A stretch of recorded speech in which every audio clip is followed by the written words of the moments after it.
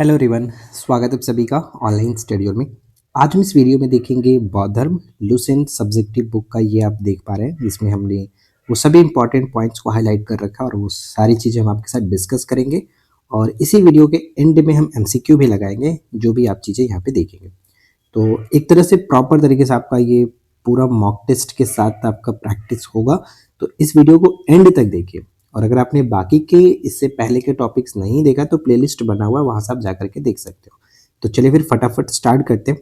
बौद्ध धर्म के बारे में जो भी चीज़ें हैं वो हम यहाँ पे देखते हैं। सबसे पहला चीज़ कि बौद्ध धर्म के संस्थापक गौतम बुद्ध को माना जाता है और इन्हें एशिया का ज्योतिपुंज यानी लाइट ऑफ एशिया के नाम से इनको जाना जाता है। ठीक है। गौतम बुद्ध का जन्म 563 ईसा पूर्व कपिल वस्तु के लुम्बिनी नामक स्थान पर हुआ था। एक्चुअली ये नेपाल में पड़ता था, तो ये ध्यान में रखेंगे।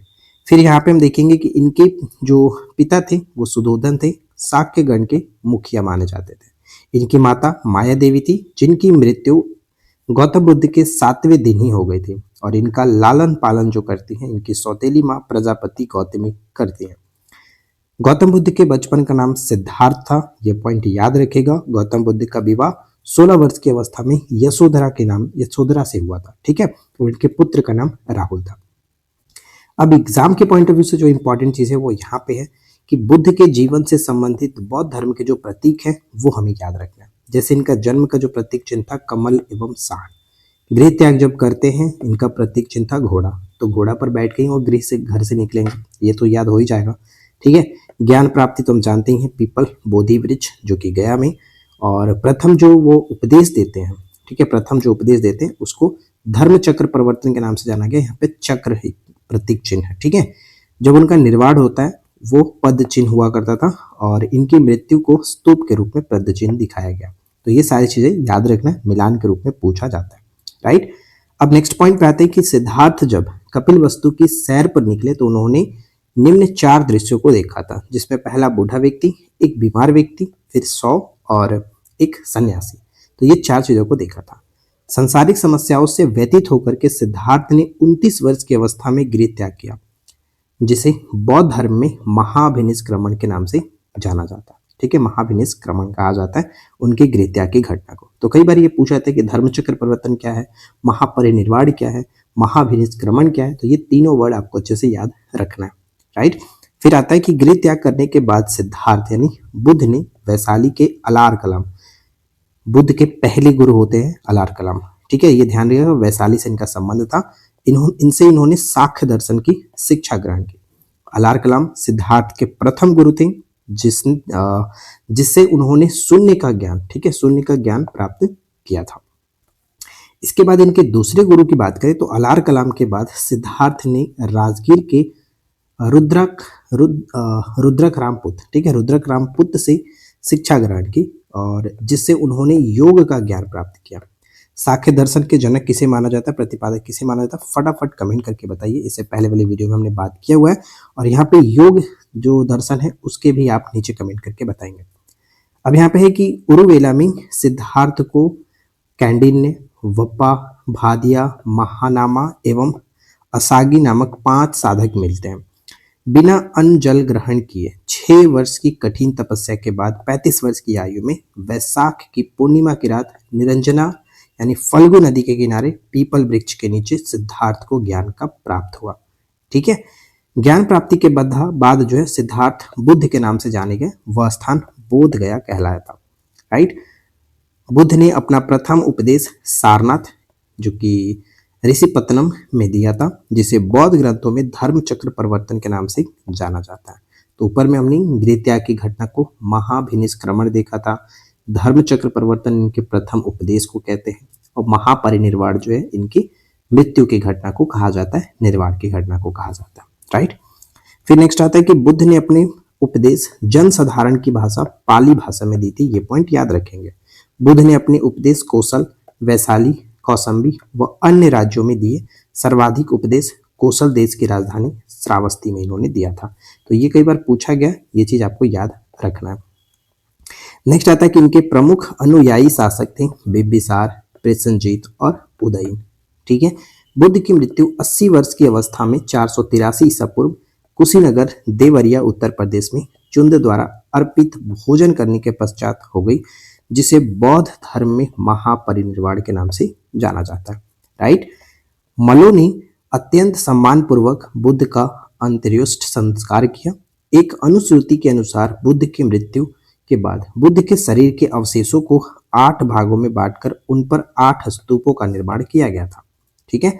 बुद्ध के जन्म एवं मृत्यु की तिथि को चीनी परंपरा के कैंटोन अभिलेख के आधार पर निश्चित किया गया। बौद्ध धर्म के बारे में हमें विशद ज्ञान जो है वो त्रिपिटक के अंतर्गत विनय पिटक, सुत्त पिटक और अभिधम पिटक से प्राप्त होता है। तीनों पिटकों की जो भाषा थी वो पाली है। थेरवाद मत की पाली जो त्रिपिटक सबसे पुरानी मानी जाती है। अच्छा, बौद्ध धर्म के बारे में हो या फिर एंशिएंट हिस्ट्री हो, इस पर मैंने प्रॉपर एक नोट्स आपको प्रोवाइड करा है, पूरा एंशिएंट हिस्ट्री को, पूरा मेडाइवल, पूरा मॉडर्न। अगर आपने हमारे नोट्स को नहीं देखा और अगर आप चाहते हैं कि हमारे नोट्स प्राप्त करना, डेमो आपको हमारे एप्लीकेशन पर भी मिल जाएगा, साथ ही साथ आपको टेलीग्राम पर भी मिलेगा। यूट्यूब पे तो बहुत सारी चैनल, मतलब बहुत सारे हम वीडियो बनाए ही हैं, तो डेमो आपको वहाँ से मिल जाएगा। आप जाकर के अगर नोट्स लेना चाहते हो तो फिर एप्लीकेशन पे जाइए, वहाँ पे आप अपना किसी तरह का कोई कोर्स ज्वाइन कर लीजिए, जहाँ पे आपको सारा नोट्स एक जगह मिल जाएगा। राइट। अब आते हैं हम लोग नेक्स्ट पॉइंट पे। देखिए, इसमें देखने वाली जो चीज़ है, जैसे कि सुत्त पिटक में बुद्ध के धार्मिक सिद्धांतों के संवाद के रूप में संकलित किया गया। तो ये पॉइंट याद रखिएगा कि सुत्त पिटक के अंतर्गत क्या हमें मिलता है, धार्मिक सिद्धांतों के संवाद। विनय पिटक में संघ के भिक्षुड़ी एवं भिक्षुड़ी के लिए बनाए गए नियमों के संग्रह देखने को मिलता है। ठीक है। और इसमें संघ के अनुशासन के तोड़ने पर किए जाने वाले प्रायश्चितों की सूची भी दी गई है। अभिधम पिटक तीसरा जो आता है, इसमें सुत्त पिटक में वर्णित सिद्धांतों को सुव्यवस्थित अनुशीलन के लिए आवश्यक सूचियों के सारांश तथा प्रश्नोत्तरी का समावेश किया गया है। तो ये तीनों इंपॉर्टेंट है अपने अपने जगहों पर, इन तीनों को अच्छे से याद रखिए। फिर आता है पाली त्रिपिटकों को पहली शताब्दी ईसा पूर्व में श्रीलंका के शासक जो कि वतगामिनी की देखरेख में पहली बार लिपिबद्ध किया गया था। सुत्त पिटक के 5 निकाय होते हैं, जिसे हमें उतना इंपॉर्टेंट नहीं है। अब यहाँ पे देखिए, कई कई पूछा जाता है कि थेरी गाथा का संबंध किस धर्म से है। थेर गाथा या फिर थेरी गाथा दो अलग अलग चीजें हैं, तो इन दोनों को याद रखेंगे कि ये बौद्ध धर्म से संबंध रखता है। ठीक है। बौद्ध धर्म मूलतः अनिश्वरवादी है, यानी ईश्वर में ये विश्वास नहीं करते। इसमें आत्मा की परिकल्पना भी नहीं है, सिर्फ और सिर्फ ये पुनर्जन्म की मान्यता रखते हैं। मतलब बौद्ध धर्म में पुनर्जन्म की मान्यता है। तृष्णा की छिड़ हो जाने की अवस्था को ही बुद्ध ने निर्वाण कहा है। विश्व दुखों से भरा है, यह सिद्धांत उपनिषद से लिया गया। उपनिषदों की संख्या कितनी है? 108। ठीक है। अब यहाँ पे देखिए कि जो पुस्तक है अद्भुत भारत, जिसके लेखक है A.L. वासम के अनुसार 49 दिनों की तपस्या के बाद जो कि बुद्ध को ज्ञान की प्राप्ति हुई थी, ऐसा इस बुक में कहा गया। बुद्ध के अनुयायी को 2 भागों में विभाजित किया जाता है। पहला जो होता है भिक्षुक और दूसरा होता है उपासक। भिक्षुक उसे कहते हैं बौद्ध धर्म के प्रचार के लिए जिन्होंने संन्यास ग्रहण किया है, उन्हें भिक्षुक कहते हैं। और जो गृहस्थ जीवन व्यतीत करते हुए बौद्ध धर्म अपनाने वाले को उपासक के रूप में जाना जाता है। तो दोनों में कंफ्यूज नहीं होना, दोनों अलग अलग चीजें, दोनों ध्यान में रखिएगा। ठीक है। नेक्स्ट आता है कि बौद्ध धर्म के वरिष्ठ जो साध्वी को थेरी के रूप में जाना जाता है। थेरी। ठीक है। थेरी बौद्ध संघ में समिष्ट होने के लिए न्यूनतम आयु 15 वर्ष होनी चाहिए और बौद्ध संघ के प्रविष्टि होने को उपसंपदा कहा जाता है। बौद्ध धर्म के त्रिरत्न के रूप में जाना जाता है, बुद्ध, धम्म और संघ के रूप में। सबसे इंपॉर्टेंट जो चीज है वो बौद्ध सभाएं हैं, वो ध्यान रखिए। बौद्ध संगीतियां कब, किसके शासनकाल में, कहाँ और किसकी अध्यक्षता में हुई थी, ये चारों चीजें अपने आप में महत्वपूर्ण है। प्रथम बौद्ध संगीति 483 ईसा पूर्व राजगीर महाकश्यप की अध्यक्षता में, शासनकाल अजातशत्रु का था। ठीक है। इसे हम याद रखते हैं कैसे, रवे पाक करके, रवे पाक। ठीक है, ये तो याद रहता है। फिर इसको हम याद रखते हैं आजकल अशोक काबिल बन चुका है, कनिष्क को काबिल से याद रखो। इस तरह से ट्रिक मैंने अपने नोट्स वाले में बनाया है, आप उसे देख सकते हो। बौद्ध जो द्वितीय बौद्ध संगीति होता है 383 ईसा पूर्व में वैशाली साबाकामी की अध्यक्षता में, कालाशोक के शासनकाल में। ठीक है। तृतीय बौद्ध संगीति 250 ईसा पूर्व में पाटलिपुत्र में मोगलीपुत्र तिस्त की अध्यक्षता में अशोक के शासनकाल में होता है। ये ज्यादा महत्वपूर्ण है, पूछा जाता है। चतुर्थ बौद्ध संगीति 98 ईस्वी यानी प्रथम शताब्दी में होता है ये। और यहाँ पे कह सकते हो कुंडलवन, कश्मीर के कुंडलवन में वसुमित्र अश्वघोष की अध्यक्षता में कनिष्क जो कि शासन मतलब काल था। तो तो ये चारों चीज अपने आप में महत्वपूर्ण हो जाता है। फिर आता है कि चतुर्थ बौद्ध संगीति के बाद बौद्ध धर्म दो भागों हीनयान एवं महायान में विभाजित हो जाता है। ये पॉइंट इंपॉर्टेंट रहेगा। बौद्ध धर्म के महायान संप्रदाय का आदर्श जो था वो बोधिसत्व था। बोधिसत्व दूसरे के कल्याण को प्राथमिकता देते हुए अपने निर्वाण से विलंब करते हैं। हीनयान का आदर्श जो है वो अरहत पद को प्राप्त करना है। जो व्यक्ति अपनी साधना से निर्वाण की प्राप्ति करते हैं उन्हें अरहत कहा गया है। तो ये दोनों अलग अलग चीजें थी, दोनों में अलग अलग में जो कि मतभेद थे। नेक्स्ट है कि धार्मिक जुलूस का प्रारंभ सबसे पहले बौद्ध धर्म के द्वारा प्रारंभ किया गया था। बौद्धों का सबसे पवित्र त्योहार जो है वैशाख पूर्णिमा है, जिसे बुद्ध पूर्णिमा के नाम से भी जाना जाता है। इसका महत्व इसलिए है क्योंकि बुद्ध पूर्णिमा के दिन ही बुद्ध को जन्म, ज्ञान की प्राप्ति एवं परिनिर्वाण की प्राप्ति हुई थी, यानी तीनों एक समय में। ठीक है। नेक्स्ट आता है कि बुद्ध ने संसारिक दुखों के संबंध में 4 आर्य सत्यों का उपदेश दिया।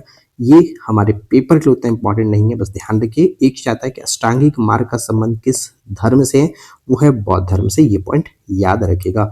ये 8 जो कि अष्टांगिक यानी 8 मार्ग बताए गए थे, ये थोड़ा सा आपको ध्यान रखना है तो रख सकते हो। राइट, चलिए अब इसके बाद आते हैं नेक्स्ट पॉइंट पे जो कि पेपर के लिए इंपॉर्टेंट रहेगा।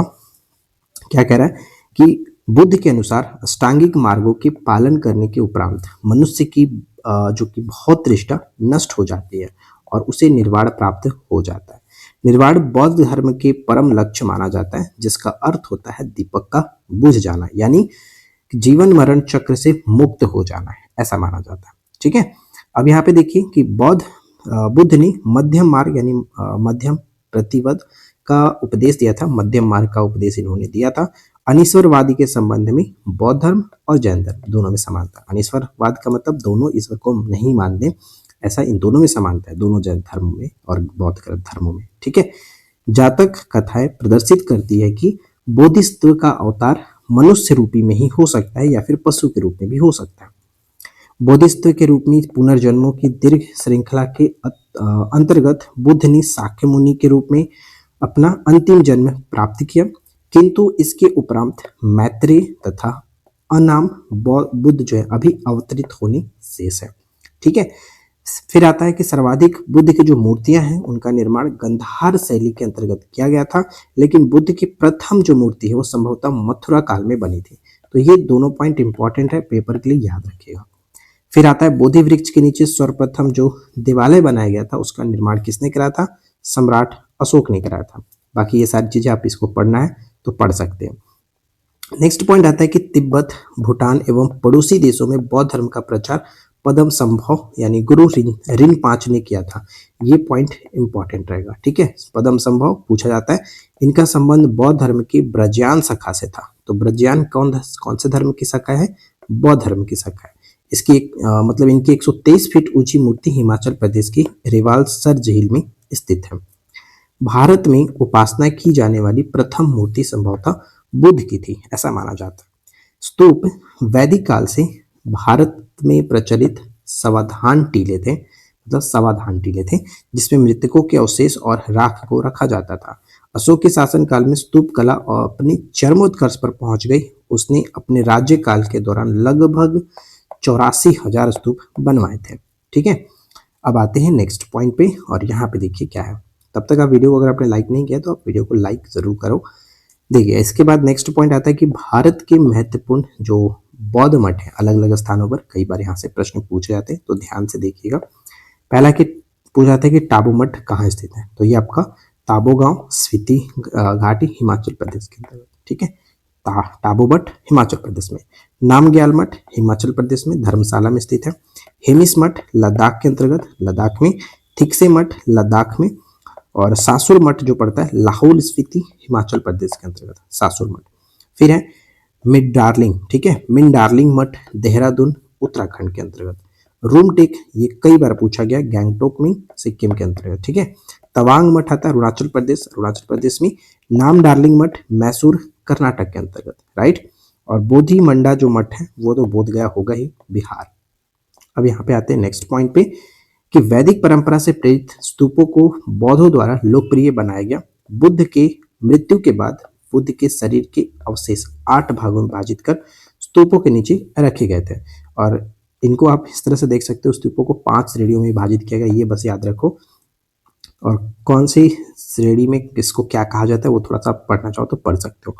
नेक्स्ट हम देखते हैं यहाँ पे कि अशोक द्वारा बनाए गए स्तूपों में सबसे प्रसिद्ध जो है वो मध्य प्रदेश का सांची स्तूप है। कई बार ये पूछा था कि सांची स्तूप का निर्माण किसने कराया था, अशोक ने कराया था, ये पॉइंट याद रखना है। उत्तर प्रदेश में पीपर हवा, ठीक है, उत्तर प्रदेश में पीपर हवा का स्तूप सबसे प्राचीनतम स्तूप के रूप में माना जाता है। स्तूप आमतौर पर अवशेषों का निक्षेपागार होता है, राइट। बौद्ध परंपरा में स्तूप एक संकल्प अर्पित या फिर कह सकते हैं स्मारक संरचना होती है। अब यहाँ पे उतना इंपॉर्टेंट नहीं है, बस थोड़ा सा याद रखना है, पढ़ सकते हो, पढ़ना चाहो तो पढ़ सकती है कि भाजा गुफाएं ईसा पूर्व 2री शताब्दी के दौरान निर्मित 22 चट्टानों को काटकर बनाई गई गुफाओं में से एक है। यह महाराष्ट्र के लोनावाला के पास पुणे जिले में स्थित है। यह हिनयान बौद्ध धर्म संप्रदाय से संबंधित है। तो सिंपल सा ये है कि पूछा जा सकता है कि भाजा गुफा का संबंध बौद्ध धर्म के किस संप्रदाय से संबंध रखता है, तो हिनयान बौद्ध संप्रदाय से, ठीक है। गुफा में कई स्तूप भी निर्मित है। बंगाल क्षेत्र में पाल राजवंश के शासनकाल के दौरान बौद्ध धर्म की ब्रजयान शाखा के विकास के प्रभाव से बौद्ध देवियों की पूजा की जाने लगी। इसके अंतर्गत तारा देवी की मूर्ति अत्यंत लोकप्रिय हुई थी, ठीक है। अब बाकी इसमें कुछ ऐसा नहीं है जो हमें पढ़ना है, याद रखना है। तो उम्मीद है कि आपने सारी चीज़ों को अच्छे से देख लिया होगा और जो भी चीज़ें थी वो सब कुछ हमने डिस्कस किया। उम्मीद है कि सारी चीज़ें आपने कवर किया अच्छे से। अब हम बात करते हैं एमसीक्यू।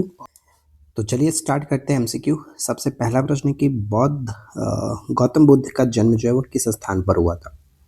तो आप जानते हैं गौतम बुद्ध का स्थान जो जन्म है वो है कपिल वस्तु के लुम्बिनी नामक स्थान पर। तो राइट आंसर यहाँ पे बी हो जाता है। सेकेंड प्रश्न आता है कि गौतम बुद्ध के संदर्भ में निम्नलिखित कथनों पर विचार करें और हमें बताना है कि कौन सा कथन सत्य है।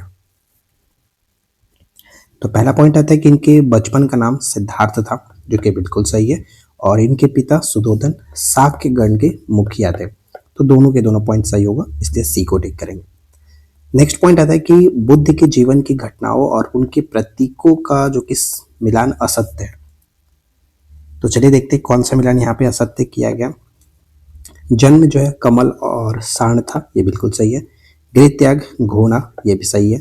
ज्ञान जो है वो जो कि हम कह सकते हैं ये पॉइंट गलत होगा, क्योंकि स्तूप तो इनकी मृत्यु निर्वाण से संबंधित था। मतलब जो यहाँ पे आप क्लियरली देख पाएंगे जैसे कि लिखा गया पूरा अच्छे तरीके से कि जो स्तूप था वो मृत्यु से संबंध था।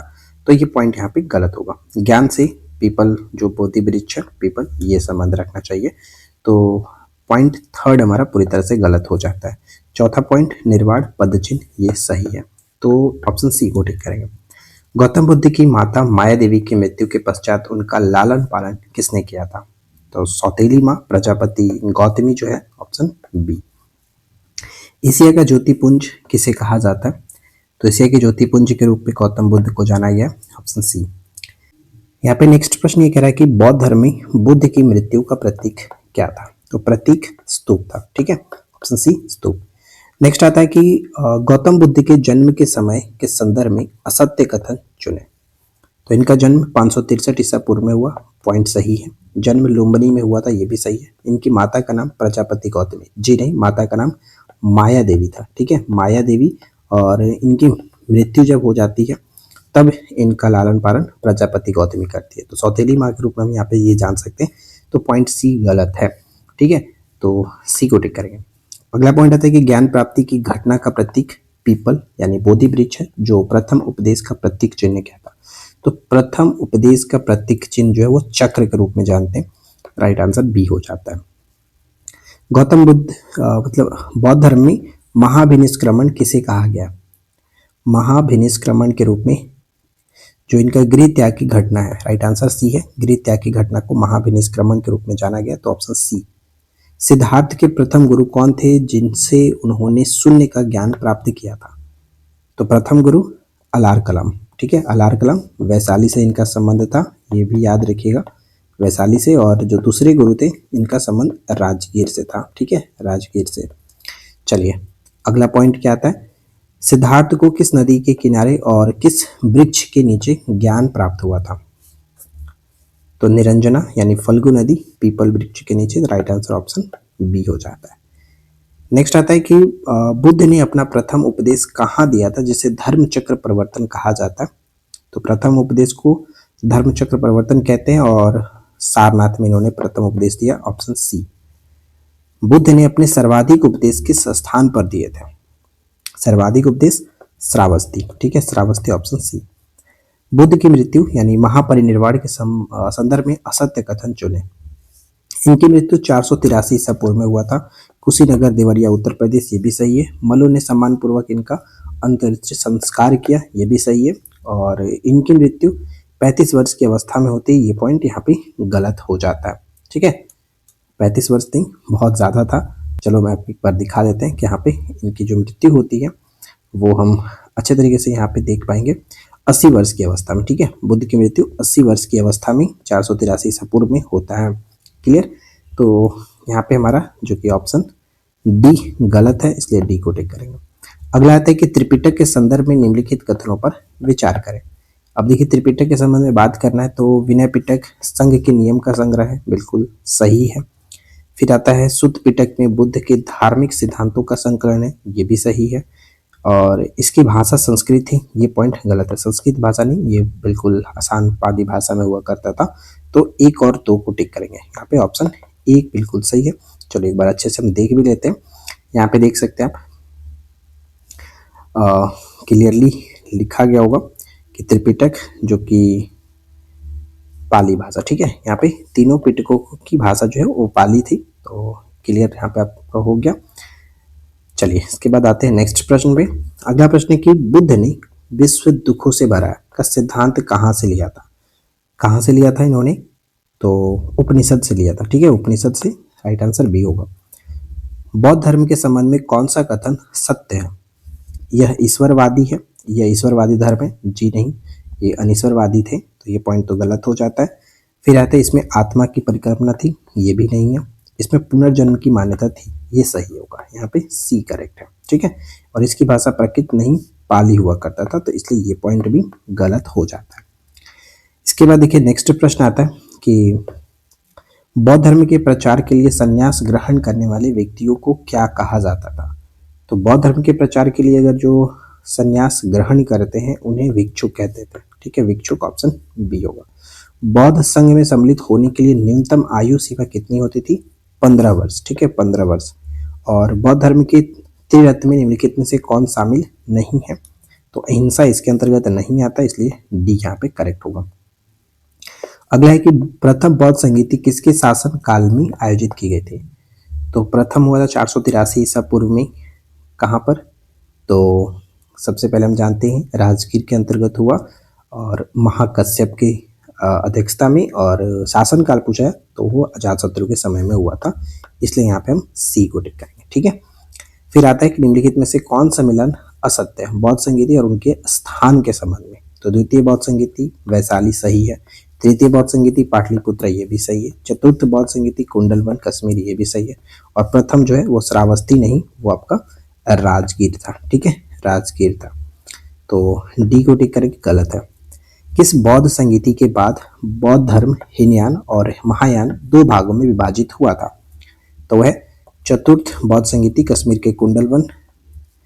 अरहत पद को प्राप्त करना किस संप्रदाय का आदर्श है? अरहत पद, तो अरहत पद जो था वो हीनयान का संबंध में था, इसलिए यहाँ पे बी को टिक करेंगे, हीनयान।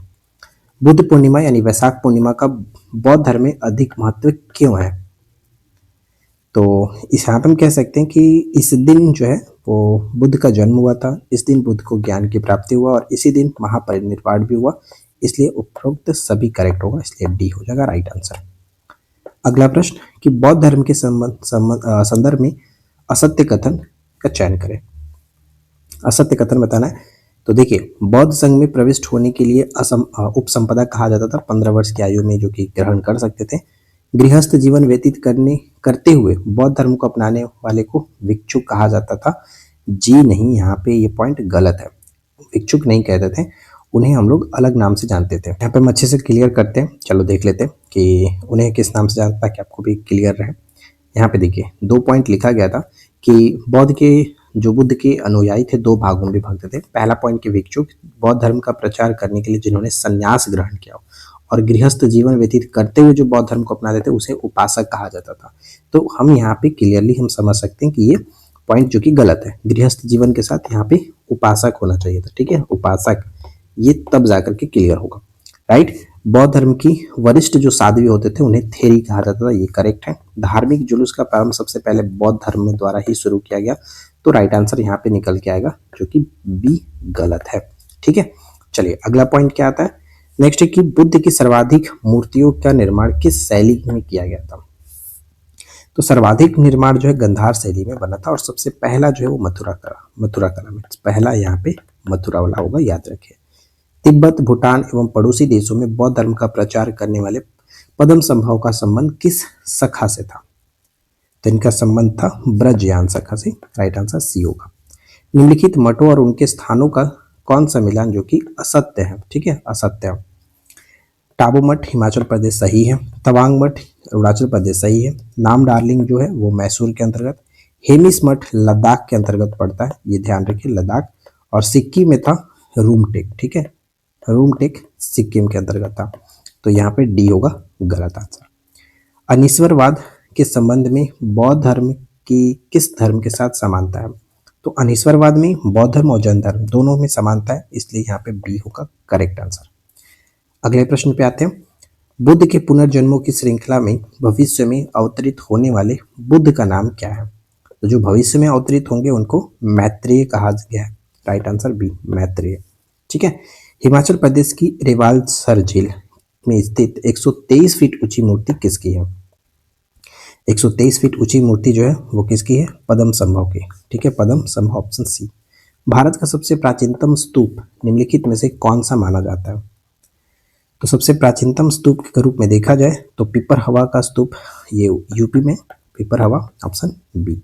अशोक द्वारा निर्मित सबसे प्रसिद्ध सांची स्तूप किस राज्य में स्थित है। तो right answer will be option C, Sanchi स्तूप मध्य प्रदेश के अंतर्गत। भांजा गुफाओं के संदर्भ में असत्य कथन का चयन करें। असत्य कथन, यह 52 चट्टानों को काट करके बनाई गई गुफाओं का समूह है, यह महाराष्ट्र के पुणे जिले में स्थित है, ये भी सही। यह महायान बौद्ध संप्रदाय संबंध है, जी नहीं, महायान नहीं, ये हीनयान के साथ संबंध था, हीनयान। ठीक है, तो यहाँ पे सी होगा गलत आंसर। और इस वीडियो का आखिरी प्रश्न ये है कि बंगाल के पाल राजवंश के दौरान बौद्ध धर्म की किस शाखा के प्रभाव से बौद्ध देवियों की पूजा प्रारंभ हुई थी। तो आपको बताया गया था वो कौन था, तो यहाँ पे राइट आंसर हो जाएगा ब्रजयान। ठीक है, ब्रजयान, ऑप्शन बी। कुल मिलाकर जो भी चीज़ें थी बौद्ध धर्म से रिलेटेड लुसेंट सब्जेक्टिव को अगर आपने अच्छे से देख लिया, यहाँ पे हमने एमसीक्यू लगा लिया, तो पूरी तरह से कवर हो चुका है। अगर वीडियो पसंद आया हो, ज़रा सा भी हेल्प अगर आपका हुआ है, तो प्लीज़ इस वीडियो को ज़्यादा लाइक करो, अपने फ्रेंड के साथ शेयर करो। चैनल पे पहली बार अगर आप आए तो सब्सक्राइब करके नोटिफिकेशन बेल आइकन को ऑल पे सेट कर लीजिए। हम मिलते हैं इसी प्रकार के नेक्स्ट वीडियो में नए टॉपिक के साथ। Thanks for watching, keep learning, have a good day.